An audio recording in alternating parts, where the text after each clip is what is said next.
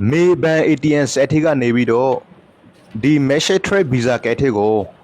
ပိုက်ဆံထေးတဲ့နေ့လေးကိုပြောပြသွားမှာပါ။ Bank ရဲ့ screen ကိုထိလိုက်တာနဲ့ English ကိုရေးမယ် CDM ကိုနှိုက်မယ်ပြီး Yes ကိုနှိုက်မယ် Cash Payment ကိုနှိုက်မယ် MISC ကိုနှိုက်မယ်ပြီးတာနဲ့ကျွန်တော်တို့ဒီနေရာမှာ Message Trade Visa ကဲရဲ့ကုန်းနံပါတ်ကိုရှာရမှာဖြစ်ပါတယ်။ Message Trade Visa ကဲရဲ့ကုန်းနံပါတ်ကကျွန်တော်တို့005 ဖြစ်ပါတယ်နော်။ဟောဒီမှာ MRTA ဒီဆိုတာက Message Trade ကဲကိုပြောတာနော်။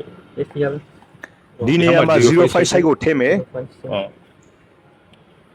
Okay. 05 TV တန်းနဲ့ yes ကိုနှိုက်မယ်။ဒီနေရာမှာကိုယ့်ရဲ့ဘဏ်ကနံပါတ်16လုံးကိုရေးထည့်မယ် Yes. ပြီးရင် yes ကိုနှိုက်မယ်ပြီးရင်ဒီနေရာမှာကျွန်တော်တို့ဘဏ်ကလုံးတုံးကခြေခဲ့တဲ့ဖုန်းနံပါတ်ကိုထည့်မယ်ကိုယ့်ရဲ့ဘဏ်ကဖွင့်ထားတဲ့ဖုန်းနံပါတ်ကိုတေချာထည့်မယ် yes ကိုနှိုက်မယ်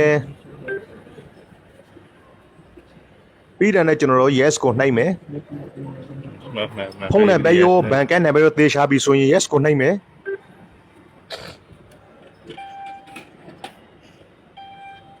ပြီးရင်ကိုထေးရှင်တဲ့ပိုက်ဆံအမောက်ပမာဏကိုထည့်မယ်ပိုက်ဆံလေးကိုတေးသေးရှာရှာစီစီရေးလေးထည့်ပါခောက်တာတွန်းတာတော့ဆိုရင်ထည့်လို့မရပါဘူးเนาะပြီးရင် continue ကိုနှိုက်မယ်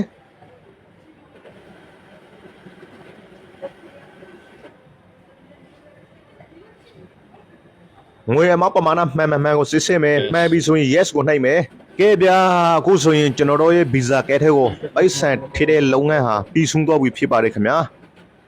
ကိုယ့်ရဲ့ကဲထဲကိုပိုက်ဆံဝင်ဖို့အတွက်အရှင်20လကြတတ်ပါတယ်ဒီနေ့ထည့်ရင်မနေ့ဖန်ရောက်မယ်ဆိုတဲ့သဘောမျိုးပေါ့ကျေးဇူးတင်ပါတယ်ဘိုင်ဘိုင်